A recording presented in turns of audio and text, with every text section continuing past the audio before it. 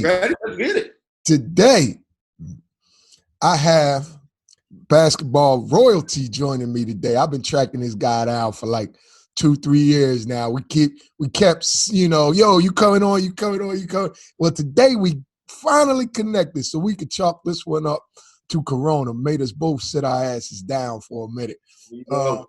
I'm Del Greco-Wilson, and today we have Keith Stevens, director, founder, coach, whatever titles you got with Team Takeover, man. Nah, man, I don't have that many. It's just try to win. Try to win on and off the court. That's the best title. He is the longtime head man in charge over at the Team Takeover program based in Washington, D.C. Yo, how you doing, Keith, man? How's everybody? How's your family, your players, everybody safe and healthy down there, man?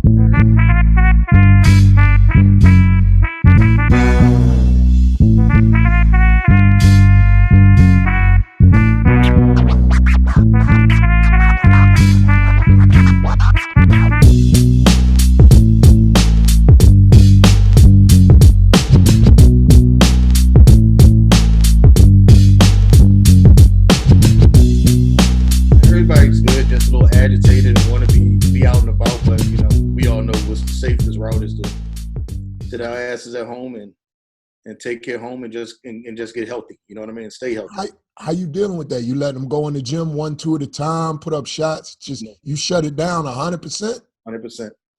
Ooh, you straight. You're straight. Hey man, here's the reality. Like I'd rather do that 100% than have 2% end up getting sick or something like that. You know what I mean? That's better just do it and let it and weather the storm. That's real. Look, a lot of my listeners and viewers are parents and grandparents. Now, I know all the college coaches, every AAU guy, most of the high school guys are going to know who you are and what you've been doing the last few years. But if you could real quickly just walk us through how you got involved in AAU grassroots and what made you get started with Team Takeover and what your vision is, that would be real helpful for what's about to come. So no, man, I've been actually coaching in general for almost 27 years. Started out more so doing rec league, and then I went to high school. When I left high school coaching, I worked for a sports agency for a couple of years. Went from that to back to grassroots, and it wasn't supposed to be a permanent thing. It was more so to help a close friend get his program up and running. But then I ended up, getting really tied back into it. And probably, I'll say it was like 11 years ago, Nike came to me and they felt like they wanted to do more in the DMV area, and they offered us a contract, and we've just been going since then, and it's like going into it. You were with EYBL from Jump Street then. You were founding? Yes. Yep. Okay. So look, this is the second weekend in a row where you would have been in a gym and I would have been in a gym, probably 400 or 500 D1 coaches trying to evaluate your guys and wink at them and wave at them and all that other stuff. Right. But here we are talking to each other early Sunday morning instead of being in the gym watching the best guys go at it. What do you miss the most, Keith? I mean, the competitiveness, just being able to look across there and see, someone who's supposed to be as good as you, as being a coach or a player, and just win and watching all parties, compete and try to maximize the opportunity to get seen and get the exposure. Like for me, that's what I miss, and I just, know that when our kids get out there and play, it's just another opportunity for them to earn a scholarship. I would guess probably every year you got a guy that came to you probably through a tryout or workout or something, and he wasn't on everybody's list. Or if he was on the list, he was near the bottom of the list. And he used these time periods, April, June, July, to get on the map. What do you think the overall impact of this quarantine thing will be on the recruiting process for the unsigned guys and the unsigned seniors, the rising juniors that probably don't have all the offers that their ability would actually warrant? How do you think they're going to be impacted? I think there's definitely an impact, but I think the flip on that is there needs to be a secondary plan in place. Being a coach, be it a high school coach or the AU coach or whatever, I think there needs to be some alternatives being put in place as far as, making sure those kids, not highlight footage, but game footage is getting out there to coaches early on. and things like that. But I also think the NCAA will be smart enough to find a way to still maximize some of this time by finding ways to have some events later on when we get this pandemic under control a little bit. I think it'll probably, it might be July, it might be August, September, but whenever it slows down a little bit, I think we need to find 10 days for those kids that still get that exposure, because it's important, for those kids. But here's the flip on it. We also know the NCAA wants to make their money also, so it's important for them all as well, to make sure these kids get opportunity, and these coaches get opportunity to evaluate. Now, I say that because, we got a couple kids. One kid ain't on no list. I mean, absolutely no. If you look and search for him in the rankings, he's not there. And he's got offers from Auburn, Kentucky. I mean, it's getting out of control up here. And I think that was all word of mouth. And he would have used this period to really probably establish himself and jump out there. You do get a lot of guys that have the big reps. What percentage of your guys do you think come to you and just kind of work their way in and earn it? And what percentage of guys do you already know and you go after them? So I think our situation is probably a little different than a lot because we start at younger ages. Mm-hmm. So a lot of those kids are usually in the program already by the time they're in ninth grade, 8th or 9th grade. Mm-hmm. So their reputations is kind of building earlier than some because they might come late, but it's rare that we get a bunch of kids. Like we don't, like on the max, we might take one or maybe two kids at 17U. So a lot of those kids already have some type of exposure. Maybe it's not to the highlight of what they wanted, like all Power 5 schools, but they got some exposure and they've kind of created a name out there for themselves, and they just need a platform to build on it. All right, look, I had your man Brodus on, Kev from Morgan State head coach, on last week, and we talked a little bit about DC DMV basketball. Mm-hmm. And on the grassroots level, it seems that DC has really kind of emerged as a region where pretty much I don't care what level the D1 program is at, they need to at least come through and take a peek every year. Mm-hmm. All 351 of them. Your program in particular is really highly regarded, highly respected. So is Team Durant, so is Premier, so is New World. Now, to what do you attribute the proliferation of D1 level kids in the DMV, DC area? Like, is it just that, like you say, you get them early and you guys develop them? Do the rec centers, do they get them in 3rd, 4th grade? Like, where's all this stuff coming from, man? I think people in this area just, they put so much of their resources into it, being the parents, be it having these kids working with trainers, playing travel ball at an early age and things like that. What's early? Man, these kids got trainers up here at 6 years old. You serious, man? Yeah, serious, really. Paid trainers? Paid trainers. Wow. Trainers. So I think when you're putting that type of resource and time, and I'm not going to say that's the right way to do it, you know what I mean? But it's just the way it's being done. It's hard not to get the results. Now, just as much as you have the results, you got to imagine there's definitely a fall off or burnout also during that process because you're doing it so long, you're doing so much, and you're not allowing those kids to be kids. But I just think like basketball here and like other places, is pretty much year round. Like kids don't too sport it as much as they used to. Mm-hmm. And everything is competitive. Like we don't really like the AAU/grassroots basketball in this area has pretty much knocked out all the Boys and Girls Club teams, all the rec league teams. It's pretty much now either you're playing AAU or you're not playing. All right. So you say the 2-3 sport guy is really it is a dinosaur. Have you had any in the last 5 years that played on your main 17 and under team takeover team that were also football guys or baseball guys? No. There you go.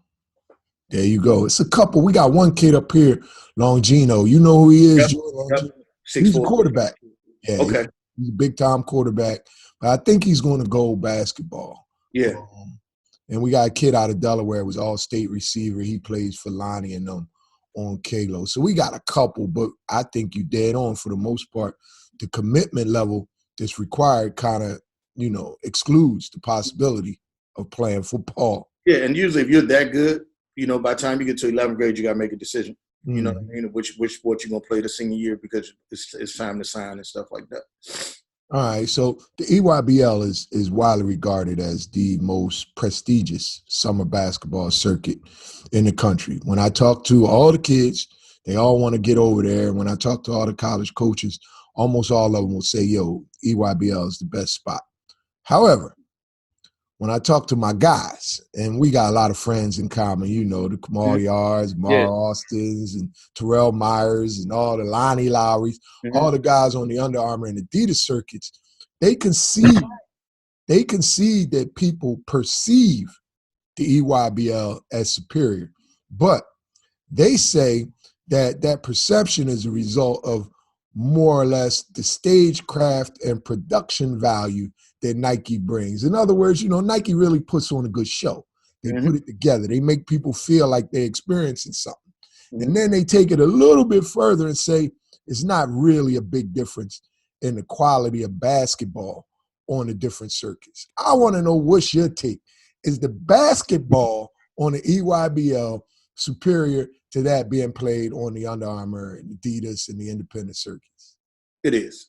I think, and this is no knock on what they're saying, but I think when you look at the numbers, be it, the rankings, and everybody know I'm not a big ranking guy, but if you look at the draft boards, like, we can sit here and say the basketball is indifference, but if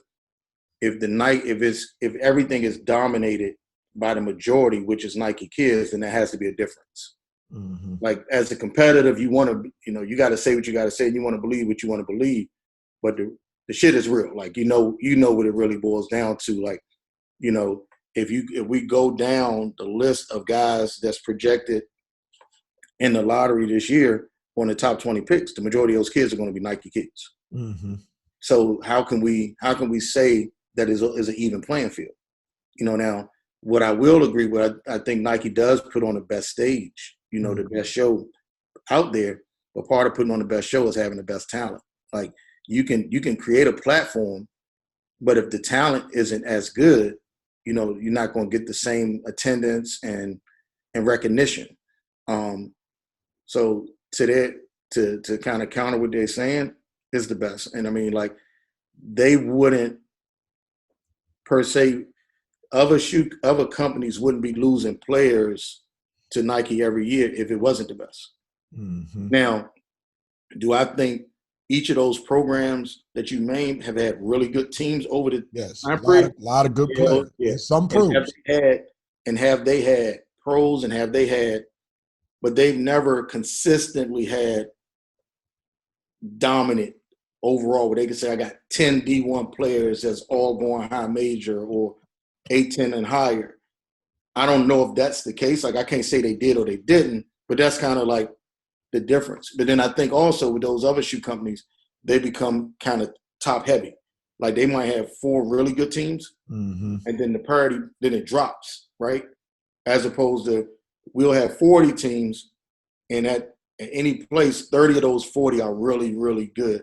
And it's like, if you bring a college coach on and you ask them the difference offline, because they got to say the political thing when they're talking in this space, it's looked at as like, hey, we're going to look at a college basketball game when we go to the EYBL, but when we go down the street to Under Armour or one of the other circuits, it's a little more like going watching a high school game. So I think that's the difference. So if I'm a spectator and I'm in the gym and I'm looking at the 2 or the 3 and I'm comparing them, is it the level of athleticism? Is it the you seem to be saying just, okay, kids 1 through 8 are mid to high major players on your circuit, and it might be, 3 or 4 on one of the other teams. Is it the size of the kids? Is it their ability to run and jump? Is it the coaching? Like, what are some of the main differences? I don't really go on this circuit, but I would probably say is I just don't think they've had. If there's a 12-man roster, I just don't think they're as deep. Got it. I think their rosters are top heavy, and then when you go to the bench, it's guys that probably couldn't make. I'm not gonna say anybody else. They probably couldn't. The guys on their bench probably couldn't make my team. You know what I mean? So if you had to name, you've been in this thing since it started, doing it all this time. Other than your team, if you had to name 3 programs across the country where you say, yo, those guys really get it done year in, year out. They produce guys, they well run. What are some of the top programs? Say 3 of them. I would say Mocan does a good job. I mean, and it's so many. They based out of Kansas City? Yes. All right. Compton Magic does a really good job. LA, Compton. I mean, there's so many teams. Like to say 3, I mean, you can, because then when you really break it down, it's like, what are we looking for? Are we looking at kids just going to school? Are we just looking for kids that's get developed? Or it's pros? Really or pros?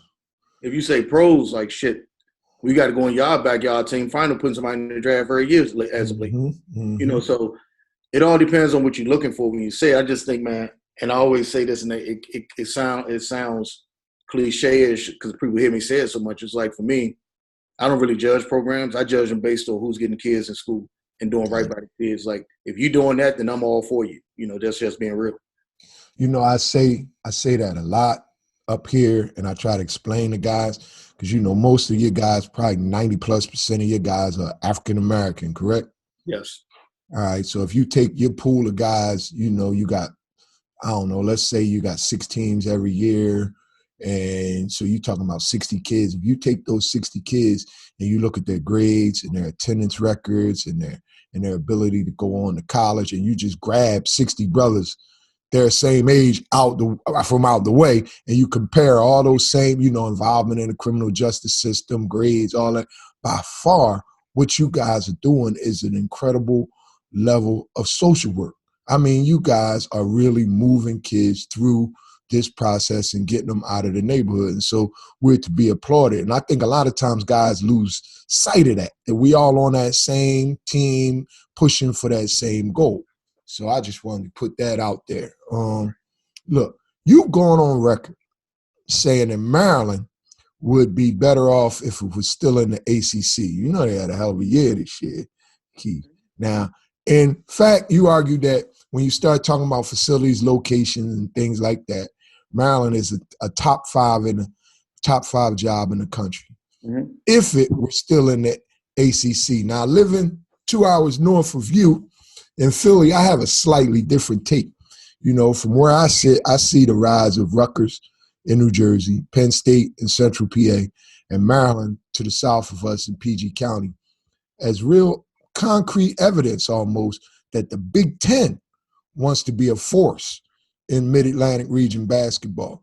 Do you still feel that the Big Ten affiliation harms Maryland's ability to establish itself as one of the top 5, 10 programs in the country? And do you think they can get it done from the Big Ten, accomplish that goal? So I think it does affect, but I think they can get it done. And I think, like you said at the beginning, their season this year kind of shows it. I thought they was on track to be one of the final, at least at worst case, an Elite 8 program. And like just to touch on it, like you said, Rutgers is on the rise. I think Pike with them has done a great job. Mm-hmm. Penn State was on their way to making a tournament, NCAA tournament, which is all fine and dandy. But when you start talking about the ACC, it's just different. When you start talking about 4 hours, if you're in the DMV, to get to NC State, North Carolina, or Duke, you're talking about a 4.5 hour ride, right? To get to Virginia Tech, you're talking about a 4-hour ride. To get to University of Virginia, you're talking about a 2-hour ride. So when you really break it down, it's more so the proximity, and also when you look at overall championship and Final Four experiences and things like that, it's just real. Like, those kids in this region, they cater more to the Big East and ACC as opposed to the Big Ten, because the Big Ten has always been looked at as more of a rugged conference and a football Football conference conference, yeah. than a basketball and skilled and athletic conference like the ACC and Big East has been. So do I think they can still win and be successful there? Yes. I mean, I think not only have they shown it, but I think, like you said, the other two programs are on the rise. But I just think the proximity of it definitely matters when you talk about parents wanting to get to see their kids play. And this is what most of the kids' parents that's now helping them make the decision. They've been brought up on. Grew up on it. Big East basketball. Now, we kind of have a similar situation up here when Temple left the A-10. Mm-hmm. So now, even though they have all those things, the facilities and the tradition and the history, now they play in Tulane. They playing, they playing Wichita. They playing Central Florida. Yeah. And it doesn't resonate like GW did. We know what GW is. And if you take Temple right now, with the change of the power, with Aaron and all those guys running that program, and you put them in the A-10 or the Big East, mm-hmm. they're viewed differently from a recruiting standpoint. Mm-hmm. It's just the way it is. Because part of recruiting is kids being able to attach you to something in the schools that you're playing against. Like a kid, when you tell a kid, oh, we're going to fly to Houston and play, that doesn't resonate with it. That doesn't resonate. You know what I mean? Like, it doesn't. But if you tell a kid, oh, we got 2 games against VCU, even if you say we're going to play Dayton, because Dayton has always been a brand. Dayton has been – and they always come through Philly for 30 years. Yeah, there you go. So Dayton doesn't seem as far. You know what I mean? Mm-hmm. Because we've known them to be in that conference forever. Or if you're telling them you're in the Big East, if Temple's in the Big East, you're saying I'm going to Providence.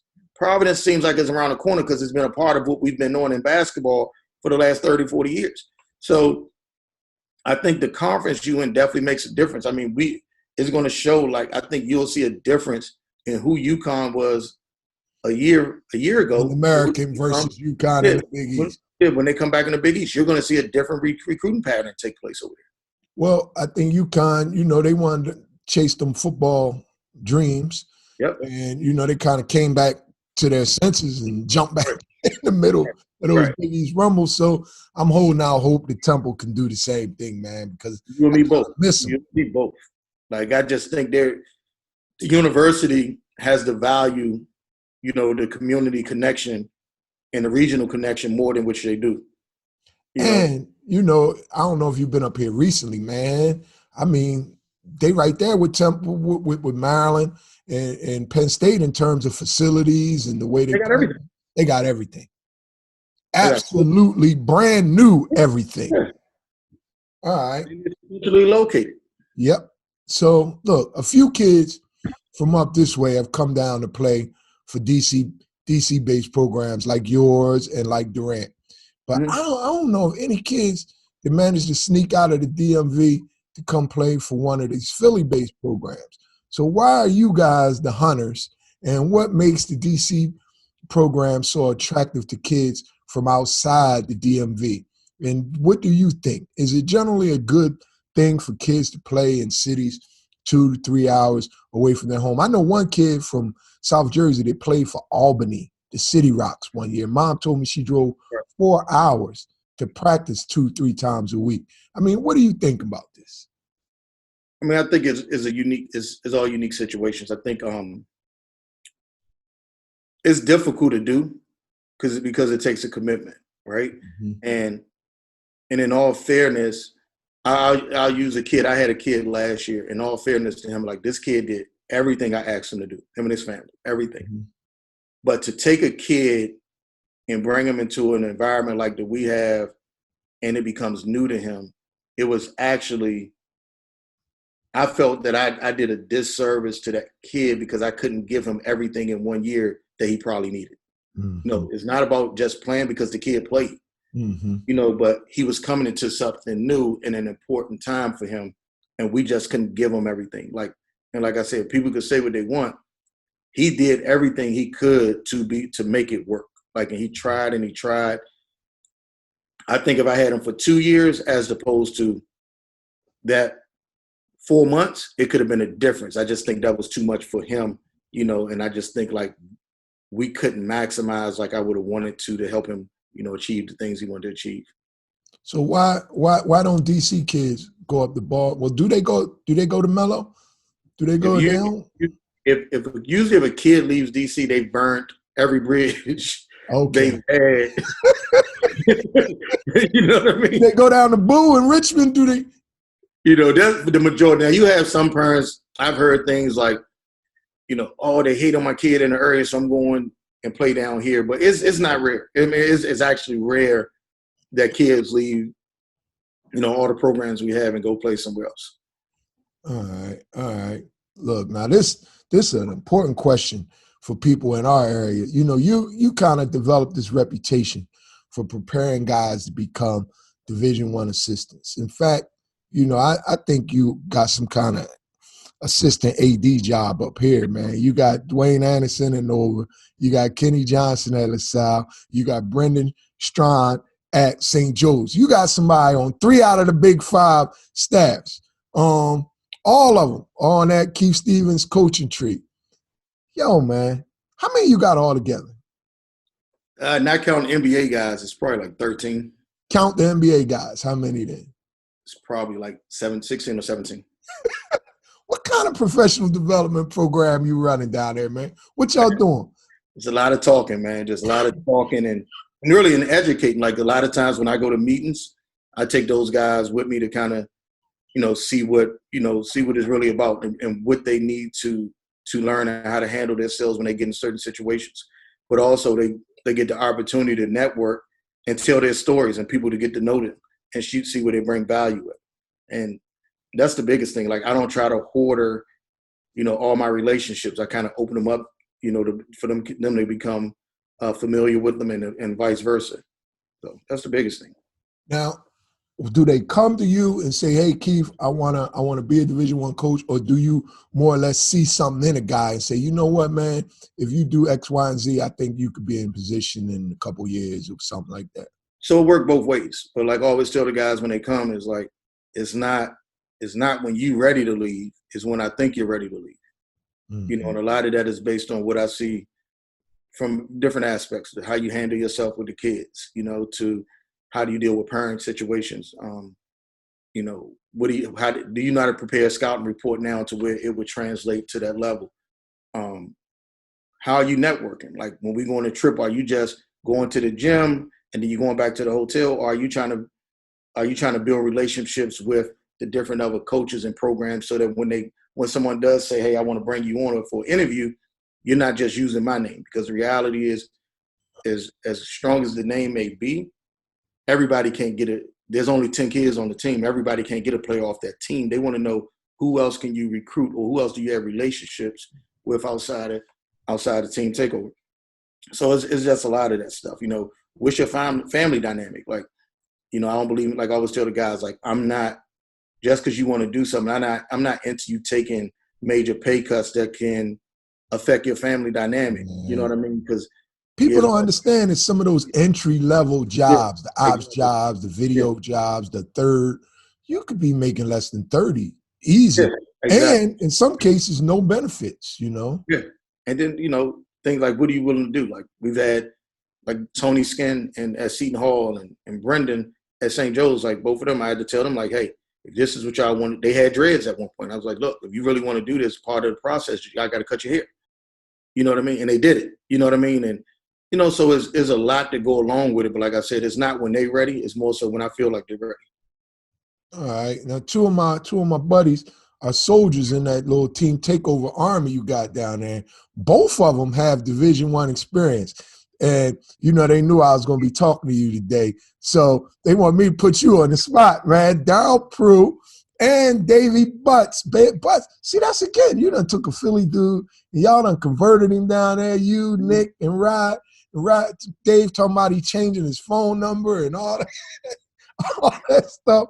When are these guys looking to your team takeover crystal ball, man? When will they be on the D1 sideline, man? You really can't say. I mean, we haven't even established anything with Dave yet. Dave and I have been building a relationship, and like I told him, I want to help him. You know what I mean? Because he's a good dude. But you know, it's not, like I said, it's not always nooks and crannies. Like Prue's biggest thing is, you know, in this business, since they ask you to ask them the questions, they want to get the real answers. And I hope they're And ready. they want them. The answer, the real thing is like, when you get to a certain age, right, they look at you as old in the business if you haven't really done anything. Okay.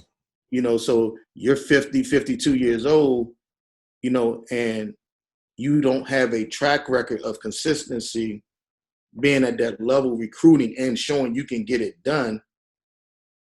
That's a hard sell. Now it has to They become perceive that as risky. Yeah. And so it has to become a unique situation where whatever your skill, I think Prue's biggest skill set that I've seen is his ability to relate to kids, but also his ability to develop big men.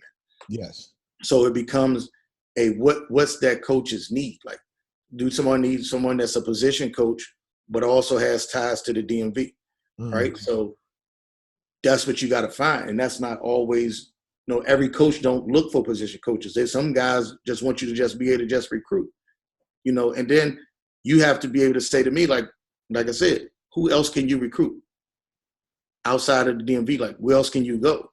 Because nobody wants you to just be, a one-legged pony. They want to know that you got 4 legs and you can move around, and you can move around freely and get shit done wherever you at.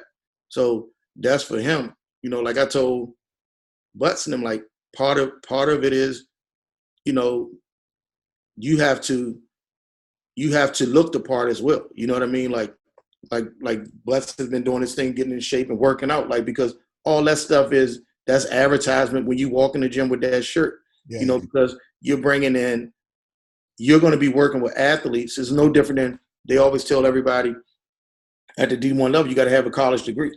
They don't feel they can put you on a bench telling a kid it's important to get your education if you don't have your education. Mm-hmm. And a lot of college coaches don't feel like they can put you on a bench if you don't look the part, to tell their kids you got to be at weight training every day. I mean, I know some D1 coaches that actually do weight checks. Yeah, I know a lot of them that do it now, and it's becoming more and more. Mm-hmm. So there's a lot of things, and then it's like, how do you present yourself? Who do you know? Like, because consistency is big. Like, you have to be able to show I've been somewhere consistent, but then I also got to show where I've got it done. Like, like where have I been stronger? So it's do I think they both had the ability to be that? Yes.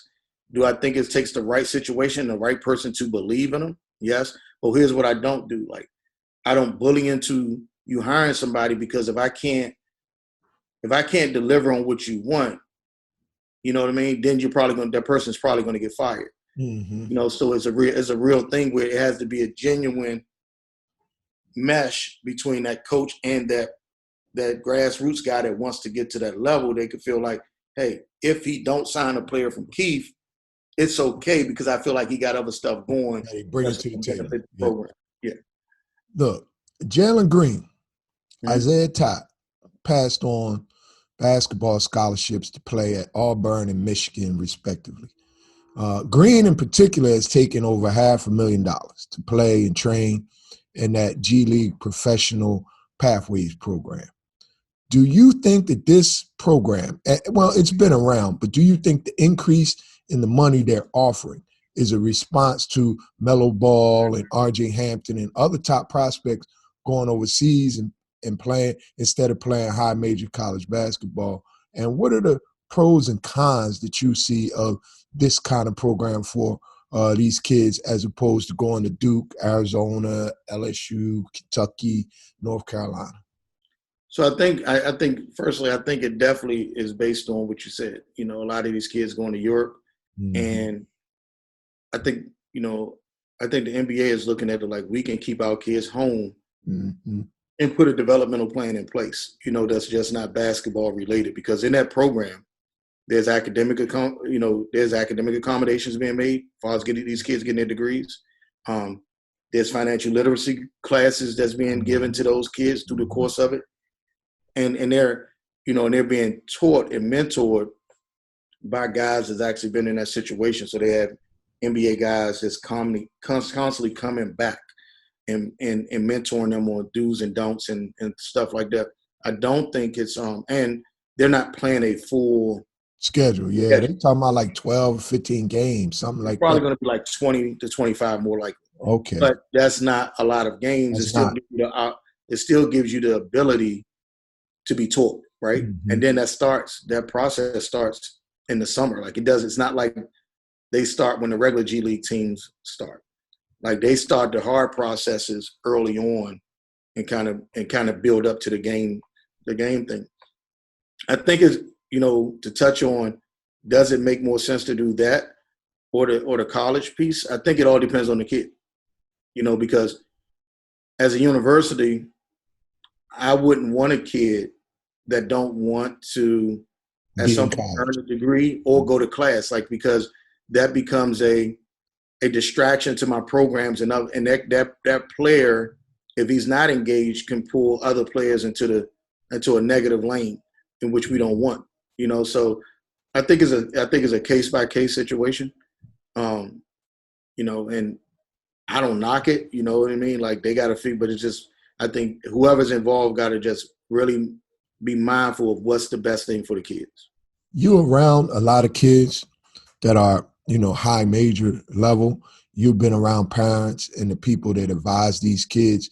Now, with that program getting as much publicity as it did, do you think the demand for participation in that program is going to increase over the next couple of years? I do. I think people are going to see that and be like, yo, I'd rather do that. It's gonna pick up, but I just think it's gonna be capped at how many guys they can take. Okay. Like it won't be like you can just say, I'm going to do that program. Like, once again, that's something you have to be selected for. It's not like you can just volunteer yourself to it. You know what I mean? Like that, they got to want you as much as you want them. Mm-hmm. So I think realistically, starting off, I don't think it'll be more than 5 to 7. I think 5 to 7 guys will probably be max, because they still want to put older guys around those guys to kind of mentor them. That's at the back end of their careers, I think. So yeah, I think it'll be capped at a certain number. Well, it looks like a couple of things is coming down the pike real quick. And I think May, June, we'll see college basketball, as you and I have known it all our lives, really transform. They're going to do away with that year in residency requirement, man. So it looks like these guys will just be able to go and play right away, pure free agency. What do you think about that? Is that a good situation for the game of college basketball? I personally don't like it. I just think it we have youth already that's not held accountable enough, Mm-hmm. and don't want to fight through things. And I just think this is an easy way out, to just bail out and just run with no consequences. Soon as adversity hits, You say that again? I'm sorry. they can run as soon as the Yes, yes. adversity hits. So now it's like, what are we teaching the kids? Like, you're constantly like, there's no punishment or no consequence. Not even a punishment. There's no consequences for your decision making, because you really should be educated to who you're going to play for before you go to play there. Mm-hmm. And you should be educated to their roster and everything, and not just the glitz and glamours of who they may be sponsored by, or what commercial that coach may be on, or whatever that may be. I think you got to be more educated. And I think now it just opens up to where I like what so-and-so do, but I'm going to just go try it. And if it don't work, I could just transfer. Yes, and I think and that's real. Yeah. So now we're talking about, I think we had 700 and some kids in the portal this Yep. year. Yeah. You're doubling that number next year. Believe that. So you've been around these guys, the coaches. You've been around the guys that advise the kids, the neighborhood dudes, the old heads. Now, say a kid goes to even Bowie in your Division II, freshman of the year, or he goes to Eastern Shore or Coppin or Morgan or UMBC, and he makes all rookie. The the pressure on that kid to leave after that first year and get into mid to high major programs is going to be enormous. I mean, what do you? I just predict that we're going to just see the whole thing change, man. It's going to be hard for the all rookie guys in the CAA, the all rookie guys in the MEAC, the NEC, America East, for those teams to hold on to those guys, man. Do you anticipate that as well?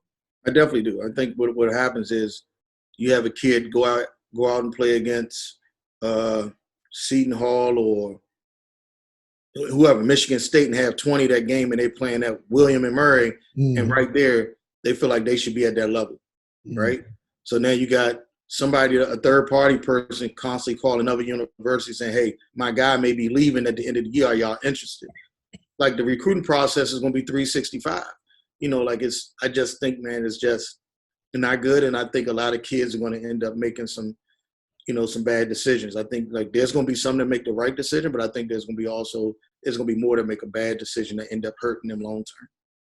And to compound this, it really looks like they're going to go ahead and let the kids take money for their likeness and image. So we can have free agency come about at the same time. And at the same time, kids can go over to the mall or the car dealer or the local cable company or wherever and do commercials and get money. I mean, we are professionalizing college basketball and college football really overnight. What do you think about the financial piece with the kids being allowed to get these endorsements and sell their likeness and images and stuff? Listen, man, like, I haven't looked at it as much. I just think, man, like, be careful what you ask for. It's a lot of change at one time, kid. Because there's a lot going on at one time that can it can get tricky, and I think is some of this is the NCAA probably feeling pressure to just pay the kids, and they doing everything but just pay them out of their pocket. You figure they already pretty much have lost control of Power 5 football. Yep. And it's like, hey, how do we hold on? And it's, I just hope that people surround themselves with people that really understand business and right from wrong, and not just be out here basically whoring themselves for every milk and cranny, and then it costs you in the long run, trying to get the quick dollar instead of the long dollar. Well, look, last question, man. I want you to think hard and give some advice, because I have a lot of grandparents, a lot of parents, a lot of aunts and uncles who are really going through this AAU stuff. They got 6th, 7th, 8th graders, 9th graders. And I get a lot of phone calls, Keith, after these interviews. People really watch it, and they try to take things away from them that could really benefit them in their own situation. How would you advise parents on how to determine which is the right AAU club or grassroots organization for them? And what kind of questions should they be asking, and what should they be looking for? I mean, I think it's different levels of it. I think if you're a younger parent with middle school kids, the development is very important. Knowing that there's a track record there of guys getting better, and they're being held accountable, because I think accountability is huge for success in anything you do.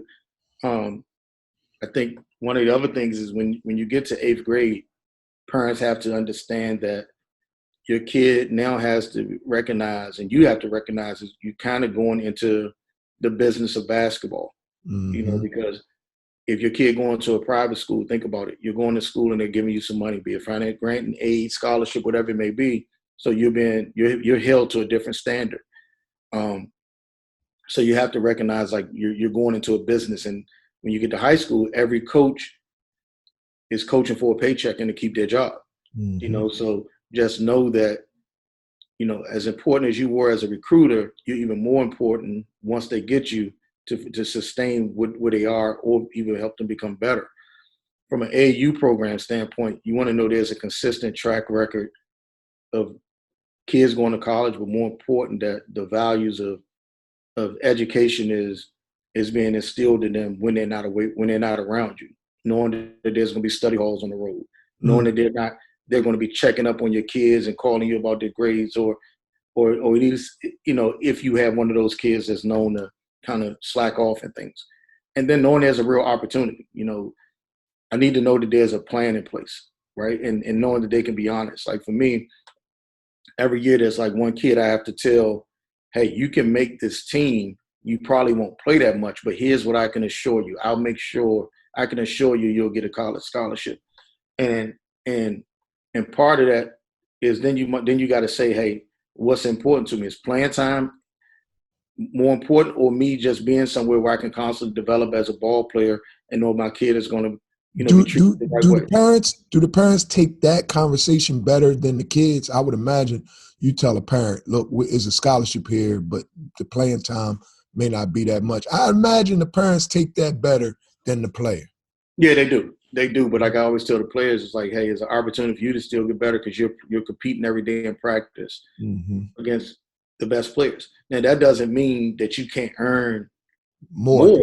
Like my thing is I like to give you the worst case scenario so you can never call me or knock on the door saying, well, Coach Keith, you said this. No, this is what I said, and this is what I've held up to.